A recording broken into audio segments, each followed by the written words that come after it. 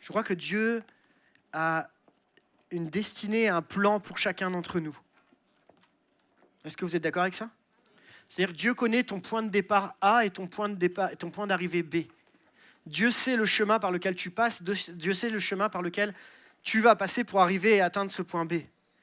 Mais force est de constater que le chemin entre le point A et le point B n'est pas toujours le chemin le plus droit et le plus rectiligne. Quand on fait un bilan de notre vie et qu'on voit la destinée dans laquelle Dieu nous a amenés, appelés à vivre, il y a forcément une part de foi parce que forcément on ne sait pas ce qui se passe après. Et je ne sais pas pour vous, mais pour moi, quand je lis la Bible, ça semble assez facile. Tu lis l'histoire de Joseph, tu lis l'histoire de Moïse, tu lis l'histoire, tu veux la fin de l'histoire, tu tournes des pages. Mais dans ta vie, tu ne peux pas tourner les pages comme ça pour avoir la fin de l'histoire plus rapidement. Tu ne peux pas dire, bon, c'est bon, j'en ai marre de cette étape-là, je tourne la page pour aller plus vite. Tu vis au quotidien le présent. Et je crois que Dieu sait exactement où il veut nous amener, mais que le chemin par lequel on passe, il n'est pas toujours le plus évident. Il n'est pas toujours le plus facile. Pourtant, il sait. Et j'aimerais vous parler d'une histoire du peuple d'Israël qui est passé par un chemin qui n'était pas forcément le plus facile. Et on va essayer de le comprendre ensemble. Tout le monde connaît Moïse? Tout le monde connaît le peuple d'Israël?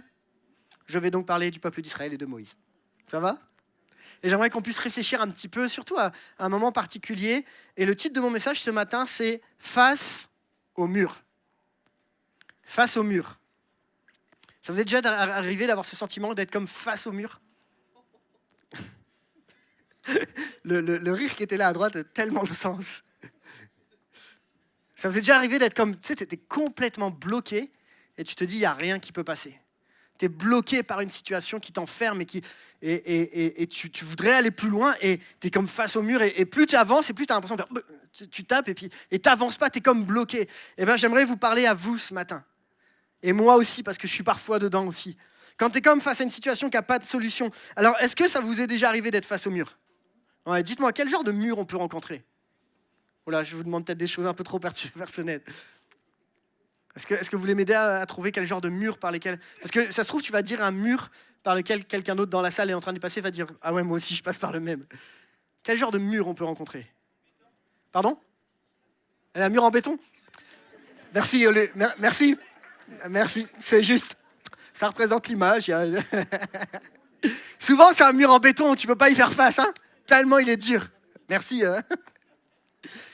Dites-moi, les amis. La maladie, souvent, c'est un des murs celui qu'on rencontre le plus. Quoi d'autre? Le chômage, l'incompréhension, le blocage dans le travail.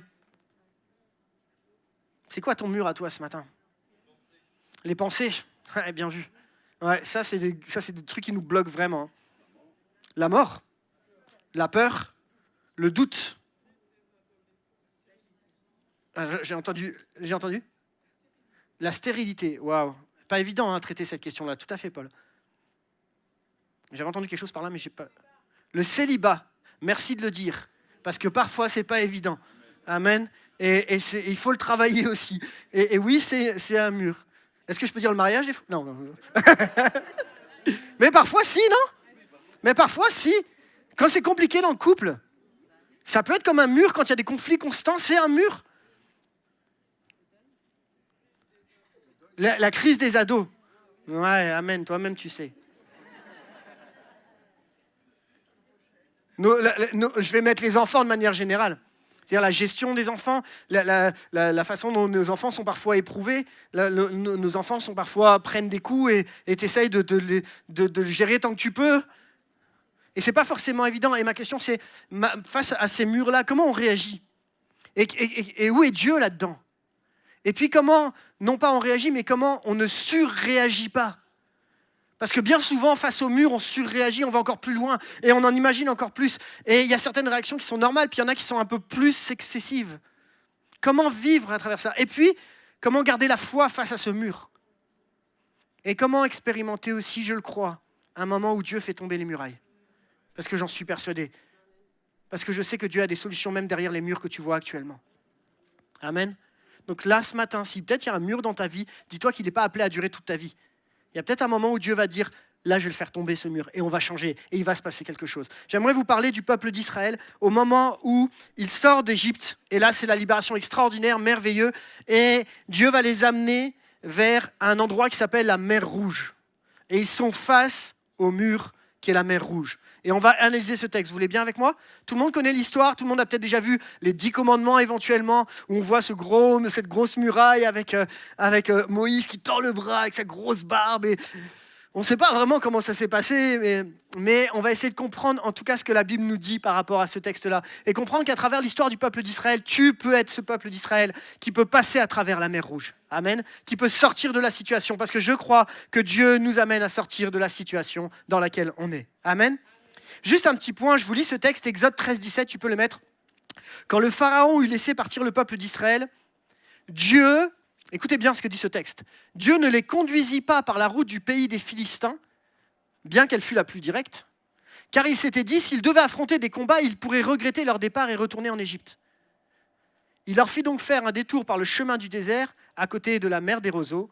Les Israélites quittèrent l'Égypte bien équipés. Très intéressant de voir que l'épisode de la mer Rouge qu'on connaît tous, ça n'aurait pas dû se passer comme ça s'ils avaient pris un chemin direct pour aller directement au territoire des Philistins. Mais on sait que quand on lit l'histoire d'après d'Israël, quand il va être confronté aux Philistins, ça va être difficile pour eux, parce que les combats seront difficiles. Donc Dieu décide de leur faire un détour qui va les protéger. Et alors qu'il leur fait faire un détour qui va les protéger, ils se retrouvent face à une impossibilité. Est-ce que c'est possible ? Est-ce que Dieu s'est planté ? Et pourtant, parfois, dans nos chemins, on se dit, mais Seigneur, j'ai compris le message de la foi, j'ai compris le message de l'évangile, j'ai compris que Dieu est celui qui me conduit jour après jour, mais pourtant, je fais face à des impossibilités. Est-ce que je suis moins chrétien ? Est-ce que je suis moins spirituel ? Non, je crois que Dieu, parfois, nous conduit dans des zones qui vont nous amener à grandir spirituellement, même si on n'a pas envie d'y aller. Et Dieu nous amène aussi dans des zones qui, parfois, nous protègent d'autres zones qui seraient mauvaises.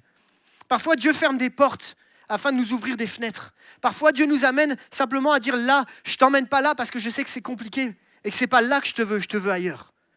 Et je veux vraiment vous encourager. Parfois, quand Dieu ferme des portes, ne mets pas tout la faute sur la faute du diable. Dis-toi juste que, simplement, Dieu veut te conduire vers un endroit qui sait qu'il va te faire progresser, qui va t'amener plus loin et il va te faire expérimenter le miraculeux de Dieu. Amen. Et là, c'est vraiment très intéressant ce texte. C'est Dieu qui leur permet de sortir d'Égypte, c'est une grâce, mais c'est Dieu qui les protège pour aller dans cette direction. Alors, ma première partie par rapport à cette histoire du peuple d'Israël, juste qu'on soit bien clair, tout le monde connaît bien cette histoire. Est-ce qu'il y a quelqu'un qui ne connaît pas l'histoire ? Soyez vraiment authentique sur l'histoire du peuple d'Israël qui sort et qui arrive face à la mer Rouge. Tout le monde est OK ? Comme ça, je ne réexplique pas tout. Merci Lénie. Voilà, comme ça on est clair. Comme ça, je ne réexplique pas tout. La première chose que j'aimerais partager avec vous est celle-ci. Le premier point est là. Le regard détermine la façon dont nous allons faire face au mur. Le regard que tu portes sur le mur, sur la situation, sur le blocage aujourd'hui, le regard que tu mets dessus va forcément déterminer la façon dont tu vas faire face à cette situation. Si ce mur te semble tellement grand et impossible que tu n'as pas de solution et que tu te dis c'est bon, c'est mort, alors ça ne pourra pas changer. Mais j'aimerais qu'on voit 3 regards dans cette première partie. Le regard de Dieu, le regard de l'ennemi et mon propre regard. Et qu'on voit comment Dieu perçoit nos murs, comment l'ennemi perçoit tes murs, et comment moi-même je perçois mes propres murs. Ça va ? Le premier point, c'est celui-ci, le regard de Dieu. La Bible nous dit, l'Éternel transmit ses instructions à Moïse et lui dit, parle aux Israélites et dis-leur de revenir camper devant Pi-Hahiroth, entre Migdol et la mer. Vous dresserez vos tentes en face de Baal-Tséphon, au bord de la mer. Le Pharaon pensera, les Israélites se sont égarés dans le pays, le désert les tient prisonniers. Je rendrai obstiné le cœur de Pharaon, il se lancera à votre poursuite, mais je manifesterai ma gloire à ses dépens et aux dépens de toute son armée, et les Égyptiens sauront que je suis l'Éternel. Les Israélites se conformèrent à ses instructions. Ma question est donc celle-ci, est-ce que Dieu sait où ils sont logés ? Oui, c'est écrit. Il sait exactement, c'est-à-dire que lui, il a un GPS divin, il a pris la carte et dit, c'est bon, ils sont logés là. Dieu sait exactement les endroits dans lesquels tu es bloqué. Son regard sur ta situation, ce n'est pas de dire « je suis dépourvu » ou « oh mince, il est perdu ». Mince, il est face à un mur. Non, Dieu sait le détail, où tu habites, où tu es, qui tu es, comment tu te places, pourquoi tu es face à ce mur. Dieu connaît et Dieu a tout entre ses mains. Parce que Dieu connaît chaque détail de notre vie. Et Dieu nous amène à comprendre que sa souveraineté te permet d'être assuré parce que tu n'es pas seul dans l'endroit dans lequel tu es. Même si Dieu les a amenés à faire un détour, Dieu est toujours avec eux. Souvenez-vous de l'histoire de la colonne de feu et du nuage qui est là. Dieu sait exactement qu'il est avec eux. Pourquoi ? Parce que Dieu ne voit pas dans ton mur une situation de blocage, mais une façon qu'il soit glorifié. Une façon que ça aille même plus loin. Qu'est-ce qui bloque aujourd'hui le peuple d'Israël quand il sort ? C'est qu'il a toujours la trouille que les Égyptiens débarquent derrière eux. Sauf que ce que Dieu a prévu, c'est d'arrêter net avec les Égyptiens. C'est pas qu'il y ait une demi-victoire, c'est que ça s'arrête constamment. C'est que ça s'arrête de manière claire, c'est que ce soit complètement coupé. Et tu peux appuyer, tu peux cliquer. Dieu voit dans le mur une façon que tu sois complètement libéré de ce qui t'oppresse. Parfois, les situations par lesquelles tu passes, elles te bloquent tellement, mais elles te ramènent à ce qu'il y a derrière. Et tu as besoin à un moment d'expérimenter que Dieu, lui, sa façon de voir, c'est de dire « ça va s'arrêter » et pas qu'un petit peu. Ça ne va pas être une petite victoire. Quand Dieu voit la mer rouge et le désert, il se dit « je vois le moyen que l'ennemi soit défait ». Quand Dieu voit les épreuves par lesquelles on passe, et comment tu vas résister face à l'épreuve, comment tu vas tenir bon, comment tu vas tenir ferme dans ton épreuve, dans ton mur. Dieu voit comment l'ennemi va être défait dans cette situation. Et c'est ça qui est important, c'est que Dieu a une autre considération, qu'il voit plus loin que nous. Oui, mais c'est facile, tu n'es pas dans ce que je suis en train de vivre actuellement. Je vous l'accorde, et j'ai mes murs à moi, et j'ai mes situations à moi. Pour autant, je sais que Dieu, connaît exactement où je me situe, et il voit le mur et le blocage différemment de ce que moi je vois. Et juste de savoir ça me rassure en me disant que Dieu me connaît mieux que personne. Et que Dieu n'a pas dit que c'était fini tant que lui, il n'a pas dit que c'était fini. Et que Dieu est capable d'éteindre les traits enflammés de l'ennemi. Dieu est capable d'arrêter ce que l'ennemi est en train de faire sur ta vie. Et Dieu est capable de dire c'est stop. Amen. Deuxième point, la vision de l'ennemi. Ce que Pharaon pense, c'est les Israélites se sont égarés dans le pays. Le désert les tient prisonniers. En réalité, vous savez, c'est quoi ? Le vrai problème, ça n'a rien à voir avec la flotte, excusez-moi. Ce n'est pas la mer le problème.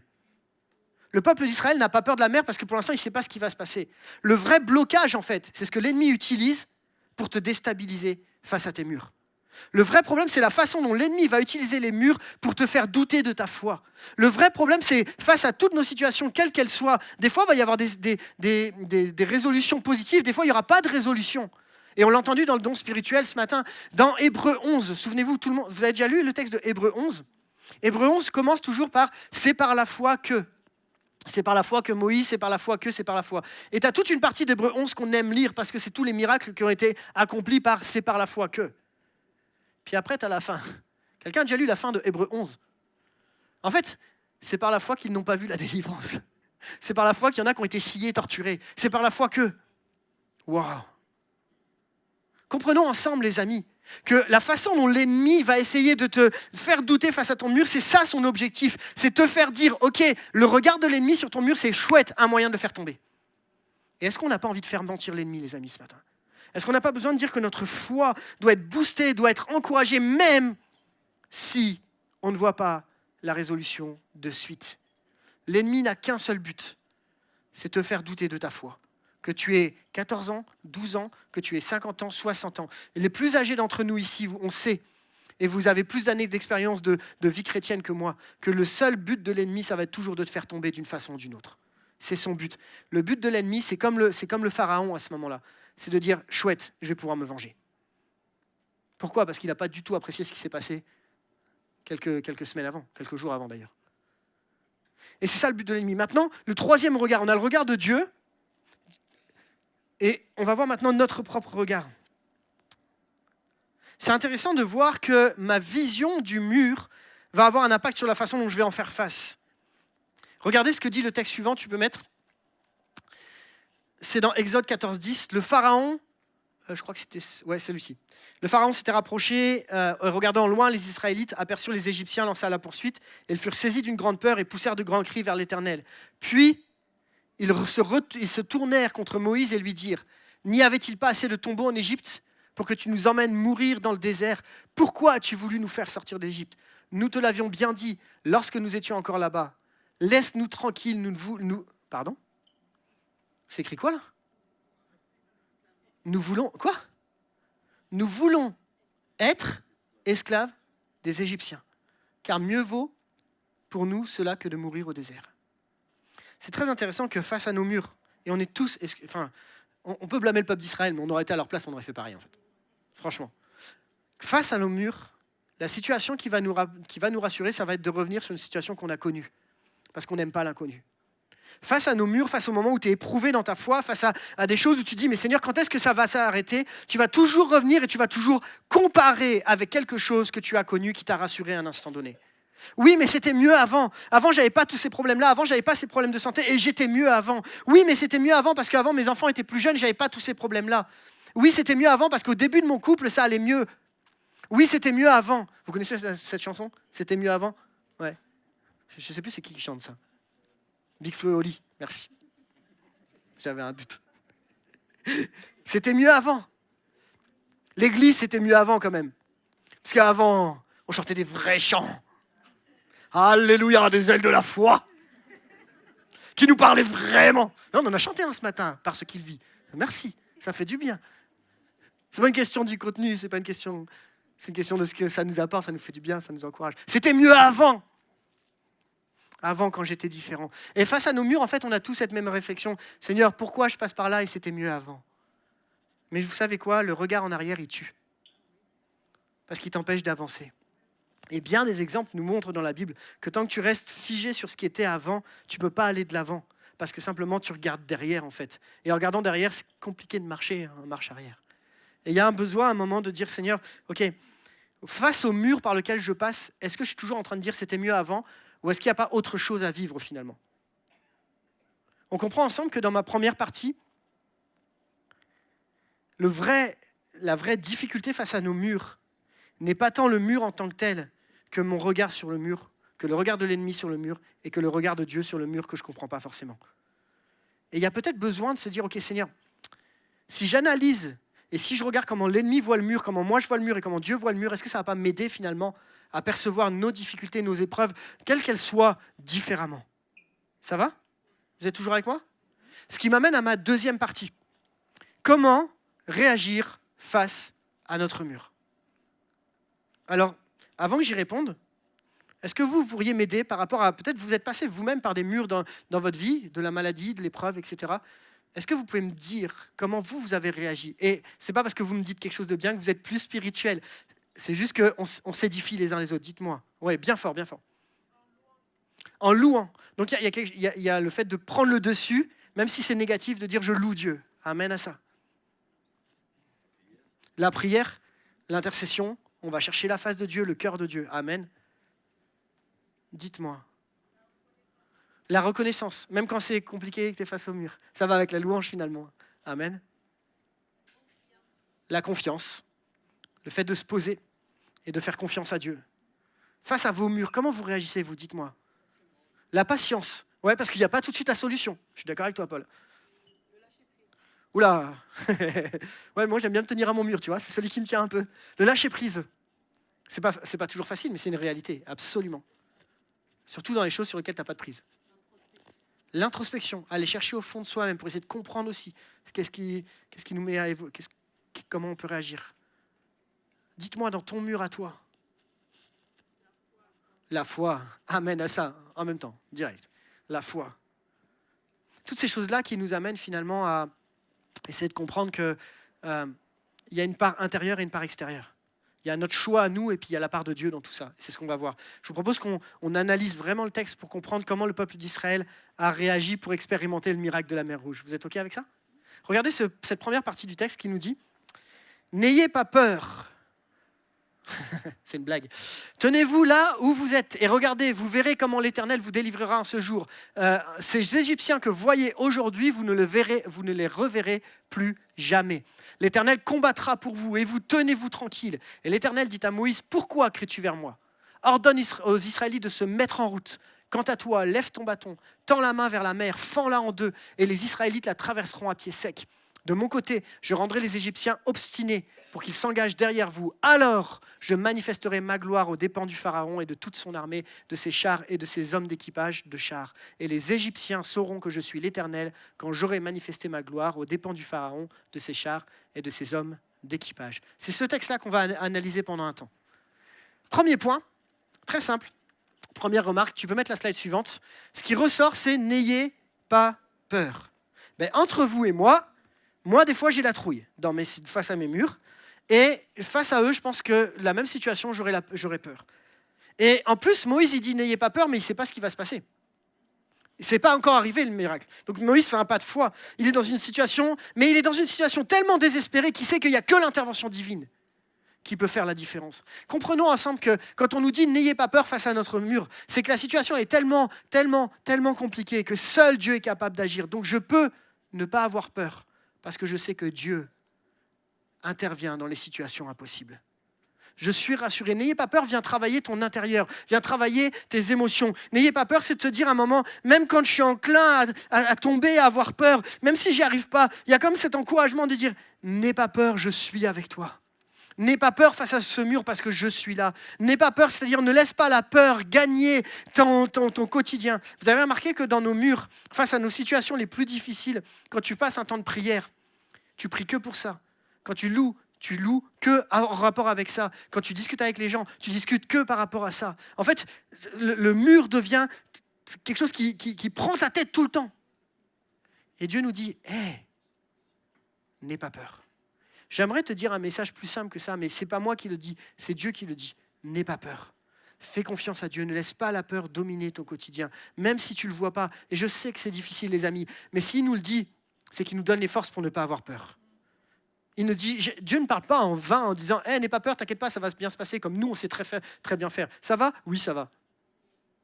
Mais non, n'aie pas peur, c'est une phrase qui a une puissance qui est forte. Ne craignez pas. C'est ce que Dieu est capable de dire dans ta situation. Ne crains pas parce que je sais, j'ai la solution. La suite du texte nous dit,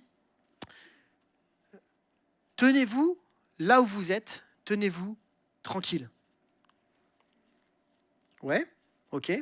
Enfin, je ne sais pas si Dieu t'a vu, mais il y a un peu des Égyptiens, il y a un peu une mer, je suis un peu bloqué. Si je reste là, il y a les Égyptiens qui débarquent et qui nous écrasent. Alors moi, je veux bien me tenir tranquille, mais à un moment, il va peut-être falloir faire quelque chose. Mais de quoi il s'agit quand on nous parle de « tenez-vous tranquille » ? De quoi il nous est parlé ? On a parlé de ne pas avoir peur, et puis après, c'est comme si Dieu nous dit « Hey, arrête de t'exciter dans tous les sens, parce que ce n'est pas en t'excitant dans tous les sens que ça va forcément solutionner la problématique. » Regardez ce commentaire biblique qui est très intéressant. Vas-y, tu peux le mettre, c'est la slide suivante.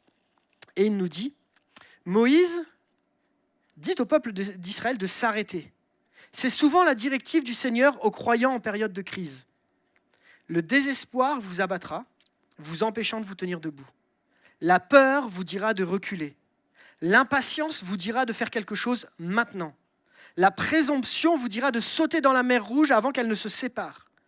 Pourtant, comme Dieu l'a dit à Israël, il nous dit souvent de simplement rester immobile et de garder le silence tandis qu'il révèle son plan. Amen.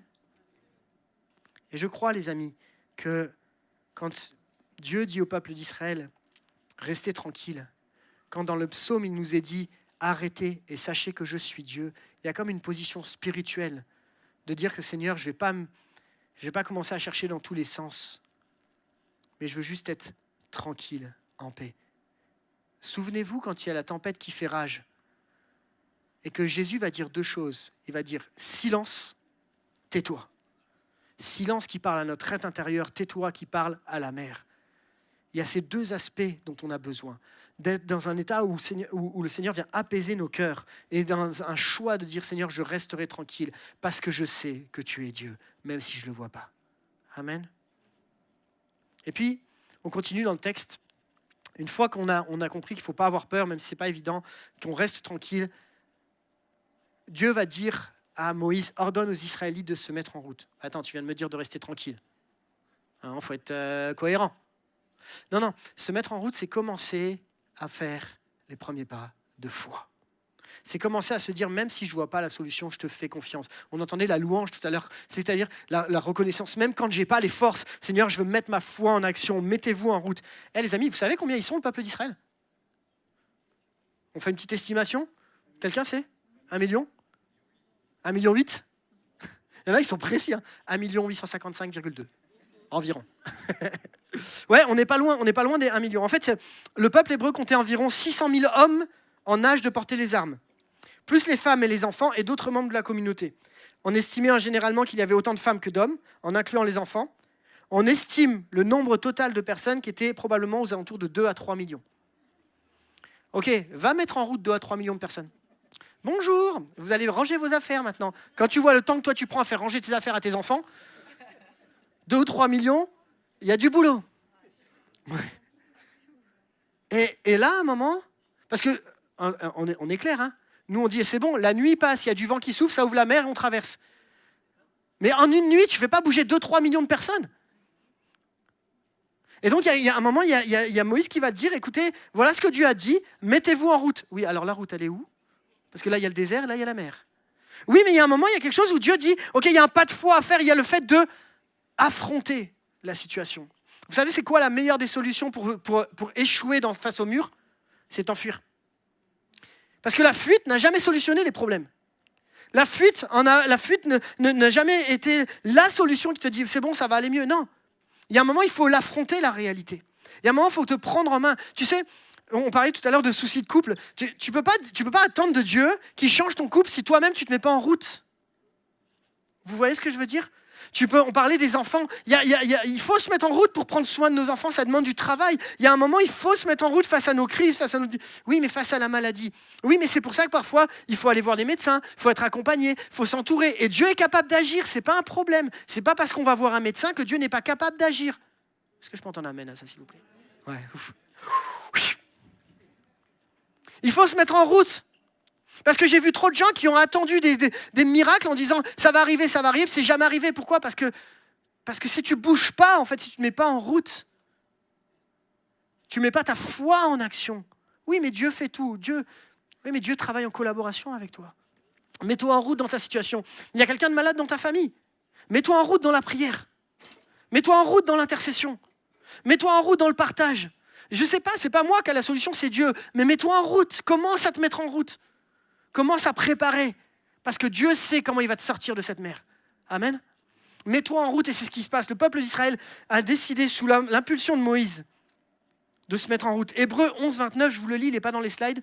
Hébreux 11, 29 nous dit « C'est par la foi qu'ils traversèrent la mer Rouge comme un lieu sec, tandis que les Égyptiens qui en firent la tentative furent engloutis. » C'est par la foi.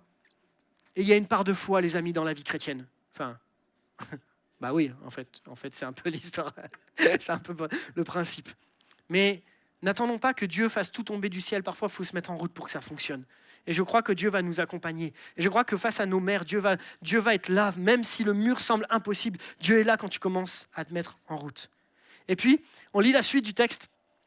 Et il nous est dit, verset 16, « Quant à toi, lève ton bâton, tends la main vers la mer, fends-la en deux, et les Israélites la traverseront à pied sec. » Et là, on a le rôle de Moïse dans cette histoire. C'est plus le rôle du peuple d'Israël, c'est le rôle de Moïse. Et Moïse a cette capacité d'être l'intermédiaire entre le peuple et Dieu. Il est l'intercesseur entre le peuple et Dieu. C'est lui qui, à un moment, va faire ce pas de lever son bâton, de tendre la main vers la mer et de la fendre en deux. C'est comme s'il y a un moment, une part du divin qui arrive dans cette partie-là. Et ce n'est pas simplement que Moïse est là par hasard, c'est que Dieu l'a choisi pour être cet intermédiaire. Et si on fait une application à nous aujourd'hui, il y a quelqu'un qui est pour nous un intermédiaire dans la vie, qui s'appelle Jésus. Jésus qui est celui qui intercède pour nous dans nos situations. Tu sais, dans ton mur, Dieu n'a pas dit que tu étais seul. Pourquoi? Parce qu'il y a Jésus qui est en train d'intercéder constamment auprès du Père pour toi dans ta situation. Et comme Moïse qui à un moment va faire une action, Jésus est cet intercesseur qui est là et qui va faire l'action pour ouvrir la mer Rouge. Et je veux t'assurer que Jésus est avec toi. Comment il s'appelle? Il s'appelle aussi Emmanuel, qui veut dire Dieu est avec nous. Dieu est avec nous. Et Moïse a ce rôle-là. Et il y a un moment où il y a une part où tu ne peux plus agir. On lâche prise, tu le disais, Johanna, tout à l'heure, on lâche prise, mais on lâche prise parce que Dieu prend le relais. La suite nous dit encore, tu peux aller à la slide suivante, qu'il y a le rôle de Dieu en plus de tout ça. De mon côté, je manifesterai, je suis l'Éternel. Le rôle de Dieu qui va agir quand toi, tu restes calme, quand toi, tu laisses Dieu agir. D'ailleurs, il y a un truc qui est très intéressant. Dans la nuit où la tempête commence à se lever, où le chemin semble se dégager, qu'est-ce qui se passe? Il y a un nuage qui dirigeait le peuple d'Israël, qui va aller se mettre entre les Égyptiens et le peuple d'Israël. Et le nuage va se mettre au milieu, là, entre les deux, pour que, tant que la mer Rouge n'est pas ouverte, tant que le miracle n'est pas lieu, il y a quelque chose qui te protège. Spirituellement, ça vient nous chercher, les amis. Même si là, pour l'instant, tu ne vois pas ton miracle, si un jour Dieu retirait la protection qu'il avait sur ta vie, on serait mal. On serait mal. Mais il y a une protection sur ta vie. Il y a une protection parce qu'il y a un intercesseur sur ta vie. Et là, il y a cette protection, il y a comme ce nuage qui te protège pour l'instant. Parce que tu ne vois pas encore ton miracle, mais Dieu est là, même si tu ne vois pas ton miracle. Sois encouragé, sois béni, sois fortifié, parce que Dieu te protège. Il y a comme ce nuage qui est là entre les deux. Et je crois, et j'en suis persuadé, que Dieu est un acteur silencieux qui agit dans l'ombre, même quand on ne le voit pas. Et qu'il est là, à tes côtés, face à ton mur. Il est en train de mettre une protection autour de toi. Pendant que Christ est en train d'agir, il y a une protection qui tourne autour de ta vie. Sois assuré, baisse pas les bras, ne lâche rien, parce qu'il te protège. Amen. J'arrive à ma troisième et dernière partie. Les résultats de la coopération entre toi et Dieu. Vous avez bien vu dans ma partie d'avant qu'il y avait une coopération. N'aie pas peur, reste tranquille, mets-toi en route. Et puis après, le rôle de l'intercesseur, le rôle de Dieu, le rôle de la protection. Vous voyez bien qu'il y a une coopération entre les deux. Ça va ? Et le résultat, qu'est-ce qui va se passer ? Regardez, tu peux mettre la slide suivante. Le mur qui t'a bloqué va devenir le moyen de sortir de ton impasse. Waouh, qu'est-ce que je suis en train de raconter là ? Moïse étendit la main sur la mer, et l'Éternel fit souffler sur elle pendant la nuit un vent violent d'est, qui refoula la mer de sorte que les eaux se fendirent et que le fond apparut. Les Israélites passèrent au milieu de la mer sur la terre ferme, alors que les eaux se dressaient comme des remparts à leur droite et à leur gauche. Ce qui était un élément de blocage devient un élément de salut. C'est un truc de fou, non ? Et qu'est-ce que spirituellement ça va nous apprendre ? Simplement que parfois il y a des blocages que Dieu va utiliser à un moment pour t'amener à sortir de cette situation. Dans la situation par laquelle tu passes, parfois il y a des blocages qui vont te renforcer dans ta foi, qui vont faire que, à partir de ces épreuves-là, Dieu va développer une connaissance, un caractère. Dieu va te travailler de façon à ce que ce qui a été des blocages devienne des forces pour toi, pour que tu puisses témoigner, que tu puisses encourager, que tu puisses bénir. Ce qui a été un élément de blocage va devenir une bénédiction pour quelqu'un d'autre. Et ce qu'on a besoin de dire à Dieu, c'est « Seigneur, montre-moi le chemin qui est caché sous la mer, même si je ne le vois pas dans l'immédiat. » Parfois, le mur qui t'a bloqué peut devenir le mur qui te protège. Ça va ? Ouais ? On travaillera ça dans la semaine, chacun d'entre nous personnellement. Deuxième point, le mur qui t'a bloqué va devenir le mur... Attends, je crois que j'en ai raté un. Tu peux revenir en arrière ? Et celui d'avant ? Ah, j'ai oublié celui-là. C'est pas grave, je pars de celui-là maintenant. Le mur qui t'a bloqué va devenir le moyen de sortir de ton impasse. Parce qu'effectivement, ça je l'ai déjà dit ou pas ? Je suis en train de me mélanger. Vas-y, mets la slide suivante. Le mur qui t'a bloqué devient le mur qui te protège. Je t'en ai déjà parlé, ça ? Bah alors, troisième point. Le mur qui t'a bloqué devient ce qui éteint l'action de l'ennemi. Ah, des fois on s'y perd, les amis. Des fois on s'y perd. Le mur qui t'a bloqué devient ce qui éteint l'action de l'ennemi. Regardez ce qui se passe. Moïse étendit la main sur la mer et au point du jour, la mer revint en place. Les Égyptiens qui battaient en retraite trouvèrent la mer devant eux et l'Éternel les précipita dans la mer. Les eaux refluèrent et couvrirent les chars et les hommes d'équipage de toute l'armée d'Israël qui s'étaient engagés à travers la mer à la suite des Israélites. Pas un seul d'entre eux n'en réchappa. Ce qui est fou, c'est que là où l'ennemi pensait avoir la victoire sur nous, c'est ça qui va amener l'ennemi à être défait. Regardez ce qui s'est passé à la croix. Satan était persuadé qu'il avait gagné au moment où Jésus est sur la croix. Mais qu'est-ce qui s'est passé ? L'effet complètement inverse. La croix, amenée à la résurrection, a vaincu la mort et a permis à ce que le monde entier découvre l'amour et la grâce de Jésus-Christ et soit sauvé. Amen à ça. Donc l'ennemi a été défait. Et je crois vraiment, les amis, qu'à travers les murs, si on arrive à passer à travers ces murs, si on arrive à comprendre qu'on se met en route par la foi et qu'on fait tomber ces murs, et qu'on reste calme à l'intérieur et qu'on y va, je suis intimement persuadé que l'ennemi va être défait. Pourquoi ? Parce qu'il n'aura plus de prise sur ta vie. Il ne pourra plus te dire « Tiens, tu te souviens quand tu étais là ?» Non, parce que j'en suis sorti par la grâce de Dieu.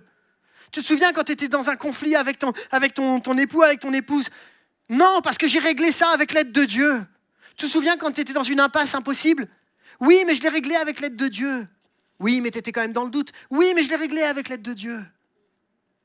Quand il y a des situations qui sont débloquées, l'ennemi n'a plus de prise dessus. Quand elles sont dévoilées, l'ennemi n'a plus de prise dessus. Les amis, je crois qu'à travers nos situations, Dieu va nous amener à ce que la voix de l'ennemi soit complètement éteinte et que tu arrêtes d'être accusé dans ce que tu vis. Amen. Regardez ces 2 commentaires qui est très intéressant. Tu peux mettre la slide suivante. Dans Exode 14:30, il nous est dit « En ce jour, l'Éternel délivra Israël de la main des Égyptiens, et Israël vit sur le rivage de la mer les Égyptiens qui étaient morts. » C'est ce qui se passe après. Okay ? Regardez ces 2 commentaires.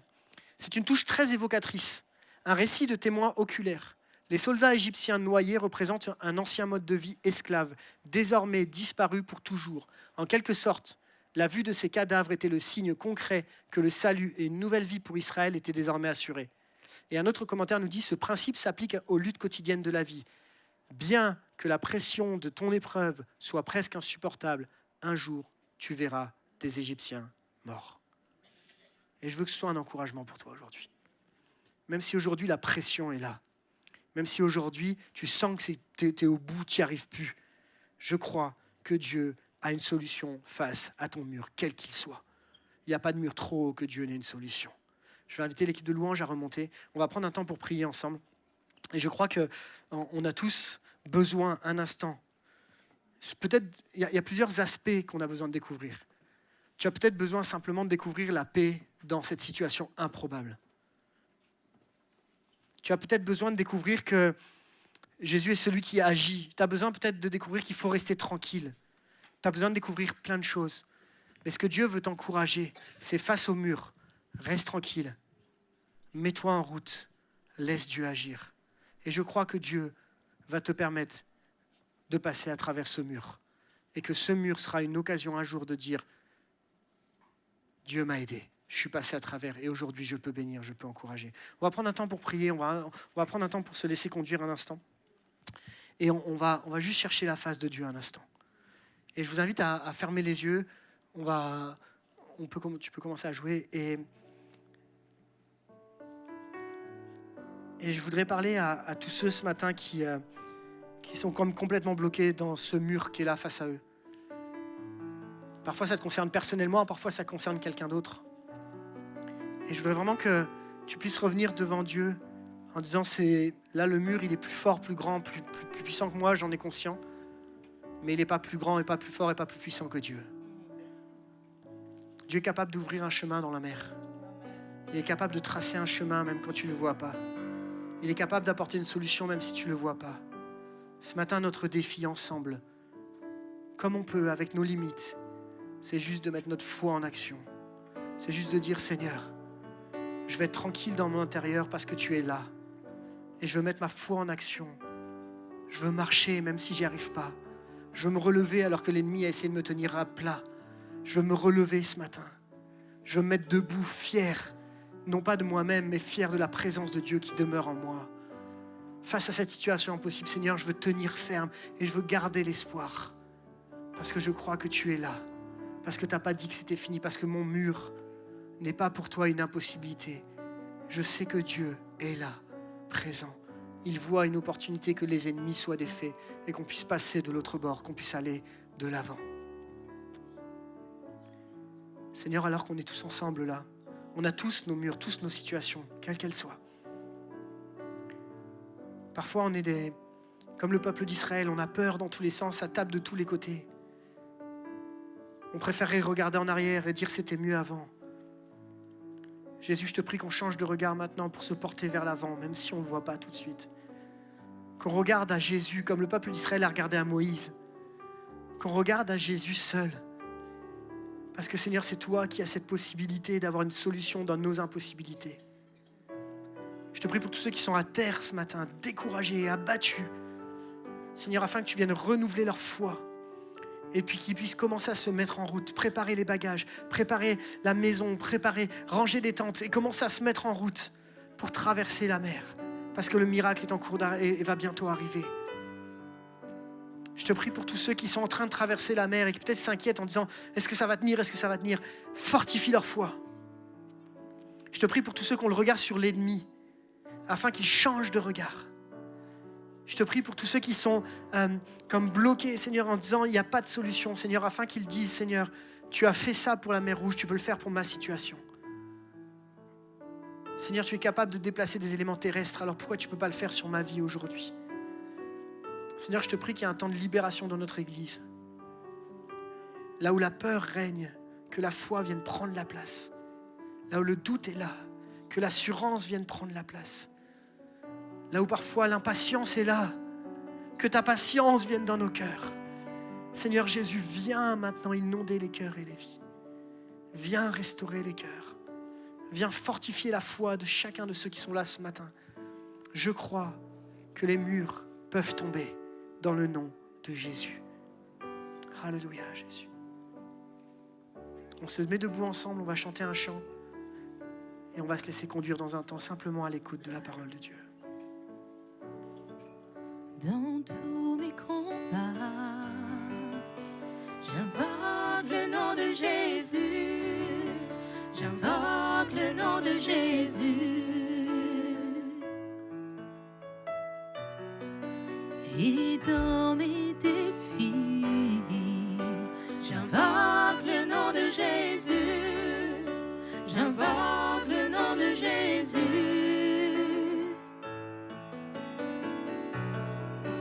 Et dans ma détresse, j'invoque le nom de Jésus. J'invoque le nom de Jésus.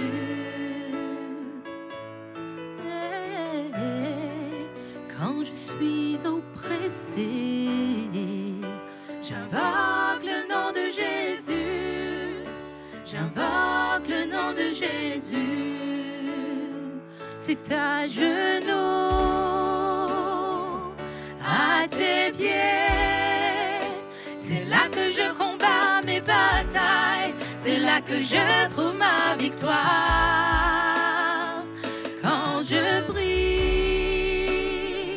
en ton nom, c'est là que je remporte mes batailles. C'est là que je trouve ma victoire. À genoux, à genoux, à tes pieds. C'est là que je remporte mes batailles. C'est là que je trouve ma victoire. Quand je prie en ton nom, c'est là que je remporte mes batailles. C'est là que je trouve ma victoire. Le nom au-dessus de ton nom, c'est Jésus. C'est Jésus. Le nom au-dessus de ton nom, c'est Jésus. C'est Jésus. Le nom au-dessus de ton nom, c'est Jésus. C'est Jésus. Les murailles tombent, les chaînes se brisent, l'atmosphère change dans ta présence quand je t'invoque à genoux. Les murailles tombent, les chaînes se brisent, l'atmosphère change dans ta présence quand je t'invoque à genoux. Les murailles encore, hey! Les murailles tombent, les chaînes se brisent, l'atmosphère change dans ta présence quand je t'invoque à genoux. Les murailles une dernière fois, hey! Les murailles tombent, les chaînes se brisent, l'atmosphère change dans ta présence quand je t'invoque à genoux, à genoux, à genoux, à tes pieds. C'est là que je combats mes batailles, c'est là que je trouve ma victoire. Quand je prie en ton nom, c'est là que je remporte mes batailles, c'est là que je trouve ma victoire. Quand je prie en ton nom, c'est là que je remporte mes batailles, c'est là que je trouve ma victoire. Jésus. On va continuer dans ce chant, on prend juste un instant et je voudrais qu'on commence à prier les uns pour les autres. Ici, beaucoup passent par des murs, quels qu'ils soient, et on a besoin de prières les uns pour les autres. Alors, pendant un instant, peut-être 1 minute, 2 minutes, pas longtemps, mais est-ce que tu peux prier avec ton voisin, celui qui est à ta gauche et à ta droite? Est-ce que vous pouvez commencer à prier les uns pour les autres et qu'on puisse dire, on vient de chanter, quand je prie à genoux, eh bien, il y a l'atmosphère change, les chaînes tombent. On peut prier les uns pour les autres dans ce lieu. On peut simplement, et la prière, c'est pas quelque chose de magique, c'est quelque chose de simple. Tu t'adresses à Dieu et tu pries pour ton voisin, tu pries pour ta voisine, tu pries pour celui qui a besoin, là, qui passe par ce mur de blocage. Tu pries pour un temps de libération, tu pries que Dieu vienne faire tomber, que Dieu vienne ouvrir les mers dans sa situation. Tu pries pour tes enfants, tu pries pour tes petits-enfants, tu pries pour qu'il y ait un temps là maintenant, afin qu'il y ait des temps de délivrance, afin qu'il y ait des temps où les murs tombent, les chaînes tombent. Alléluia Jésus.